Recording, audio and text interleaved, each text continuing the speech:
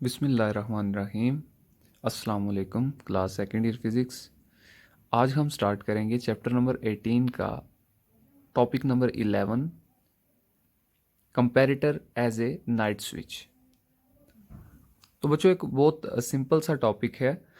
Basically हम यहाँ पे देख रहे हैं एक वर्ड यूज़ हो रहा है, नाइट स्विच। अक्सर आपने रोड्स के ऊपर जो लाइट लगी हुई देखी होंगी, रात के टाइम वो ऑन हो जाती हैं और सुबह के टाइम वो ऑफ हो जाती हैं। ठीक है, खुद ब खुद वो ऑन ऑफ होती हैं। तो बेसिकली वही हमने एक प्रोसेस पढ़ना है यहाँ पे कि किस तरह से वो खुद ब खुद ऑन होती हैं, कैसे ऑफ होती हैं। उसके लिए हम एक सर्किट डायग्राम बना रहे हैं जिसको हम कंपैरेटर का नाम दे रहे हैं। ठीक है जी। और इसी कंपैरेटर के थ्रू हम स्टडी करेंगे कि किस तरह से सर्किट के अंदर सारी परफॉर्मेंस होती है जिसकी वजह से हमारे पास वो लाइट ऑन और ऑफ होती हैं। तो बच्चों स्टार्ट करते हैं कंपैरेटर से। Comparator is an electronic device और circuit for comparing two electrical signal. यानी कि कंपैरेटर एक ऐसी डिवाइस है जो कि दो इनपुट सिग्नल को कंपेयर करती है और फिर आपको उसका आउटपुट प्रोवाइड करती है।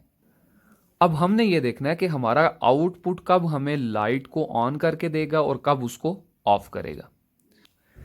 तो जैसे हमने ऑपरेशनल एम्पलीफायर का टॉपिक पढ़ा, उसमें भी हमने इसी तरह से एक सर्किट डायग्राम को ड्रॉ किया। यहाँ पे पॉजिटिव और नेगेटिव टर्मिनल थे और बैटरी को एक्टिव करने के लिए ये दो टर्मिनल हमने प्लस वीसीसी और माइनस वीसीसी के साथ हमने उनको रिप्रेजेंट किया।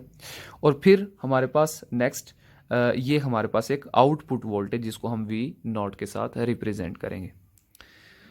अच्छा, नेक्स्ट इसके बाद हम क्या करेंगे, यहाँ से जो टर्मिनल हम बैटरी का ले रहे हैं वीसीसी, जिससे हमने इस सर्किट को एक्टिव करना है, उसको हम नेक्स्ट कनेक्ट कर रहे हैं दो रेजिस्टेंसेस के साथ और ये फिक्स रेजिस्टेंसेस होंगी। ठीक है, पोटेंशियल डिवाइडर के तौर पे हम इनको यूज़ कर रहे हैं और ये सर्किट हम यहाँ पे ग्राउंड कर देंगे। फिर नेक्स्ट हम यहाँ से इसी पोटेंशियल डिवाइडर के दरमियान से एक वायर को कनेक्ट करेंगे पॉजिटिव टर्मिनल के साथ।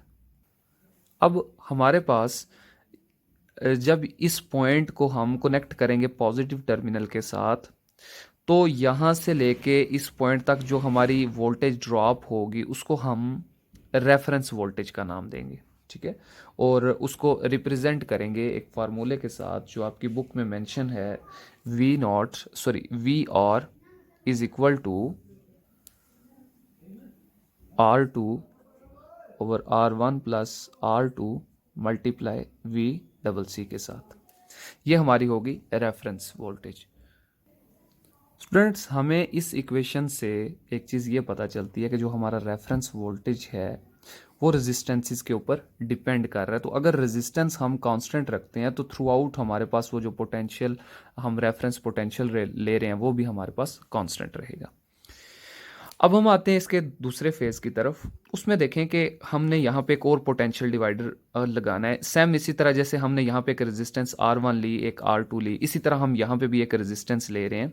यहाँ पे हमने ये एक बॉक्स बना के इसमें हमने लिख दिया LDR। बेसिकली इस LDR का क्या मतलब है, लाइट डिपेंडेंट रेजिस्टेंस। ठीक है, और इसको हम यहाँ पे RL के साथ रिप्रेजेंट करते हैं।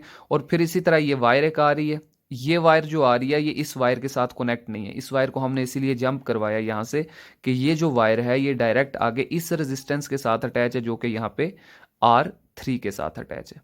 अब यहाँ पे जिस तरह इन दो पोटेंशियल ड्रॉप के अक्रॉस हमारे पास ये रेफरेंस वोल्टेज आ रहा था, इन दो रेजिस्टेंसेस के भी अक्रॉस हमारे पास एक V प्राइम वोल्टेज आ रहा है जो कि किसके इक्वल है, R3 over RL plus R3 multiply V into CC। Students, जैसे हमने ये इक्वेशन लिखी इसमें देखा हमने कि V प्राइम की ये जो वैल्यू आ रही है, V प्राइम बेसिकली यहाँ से हम जब एक नेगेटिव टर्मिनल से इसको कनेक्ट करेंगे इस वायर के साथ, तो इस पॉइंट से लेके यहाँ तक जो हमारा ये R3 रेजिस्टेंस के अक्रॉस ये जो पोर्शन आ रहा था ये इस V टर्मिनल के इक्वल हो जाएगा या V प्राइम के इक्वल हो जाएगा। तो उसके लिए हम ये वैल्यू लिखेंगे। अच्छा, अब हम जो चीज़ फाइंड आउट करना चाह रहे थे कि ये काम कैसे करता है, उसके लिए देखें कि अगर हम इसको कुछ इस सेंस में लिखें कि जो आर वी आर की भी वैल्यू हमें गिवन है, वी प्राइम की भी वैल्यू गिवन है, इसके बाद हमें पता है कि दिन के टाइम जब लाइट होती है तो उस वक्त टेम्परेचर ज़्यादा होता है, ठीक है। तो अगर टेम्परेचर ज़्यादा होगा तो उससे जो टाइम डिपेंडेंट रेजिस्टेंस है उसके ऊपर क्या इफ़ेक्ट पड़ेगा, और जो रात के टाइम टेम्परेचर जब कम होगा तब क्या उसके ऊपर इफेक्ट पड़ेगा। तो हम ऐसा करते हैं कि हमने ये जो एल डी आर लिखा है, इसमें ये जो टेम्परेचर डिपेंडेंट रेजिस्टेंस है, इसके लिए मैं अगर यहाँ पे एक इक्वेशन इस तरह से लिख लूँ, R T temperature dependent resistance is equal to 1/T के साथ अगर मैं इसको लिख लूँ, देखें टाइम के साथ इसका इन्वर्स रिलेशन बनेगा, ठीक है। यानी कि हम ये अगर कंसिडर करते हैं कि डे टाइम पे अगर लाइट ज़्यादा होती है तो उसका टेम्परेचर मीन के हम ज़्यादा कंसीडर करते हैं, तो उस वक्त पे रेजिस्टेंस फिर कम हो जाएगी, इन्वर्स रिलेशन है। और फिर उसको हम देखते हैं कि कैसे इन दो इक्वेशंस के ऊपर इफेक्ट होगा और कैसे लाइट ऑन और ऑफ होंगी। तो चलिए स्टार्ट करते हैं। यहाँ पे हम लिख लेते हैं मतलब कि डे टाइम के अंदर हम देखते हैं कि जो टेम्परेचर है वो मैक्सिमम होता है, ठीक है।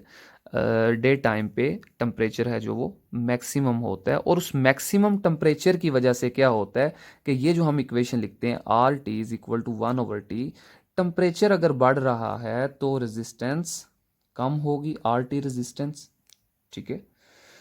इस रेजिस्टेंस के कम होने की वजह से अगर हम इसको यहाँ पे पुट करें तो देखें कि यहाँ पे भी हमारे पास, या आप इसको आर एल लिख लें या आप इसको आर टी लिख लें, वट एवर, चलें हम इसको आर एल कर देते हैं। तो देखें आर एल भी यहाँ पे क्या होगा, डिक्रीज होगा। अगर यहाँ पे आर एल डिक्रीज हो रहा है तो उससे इंक्रीज क्या होगा, वी प्राइम। तो स्टूडेंट्स जब वी प्राइम इंक्रीज हो रहा है वी आर से, V prime greater than V R, तो उस वक्त लाइट है जो वो ऑफ हो जाएगी, ठीक है। यानी कि लाइट ऑन तब होगी जब हमारे पास जो वी प्राइम है ये वी आर से जब कम आए, ठीक है। यानी कि वी आर थी जो हमारे पास हमने स्टार्टिंग में उसको रेफरेंस वोल्टेज के तौर पे हमने उसको लिया था।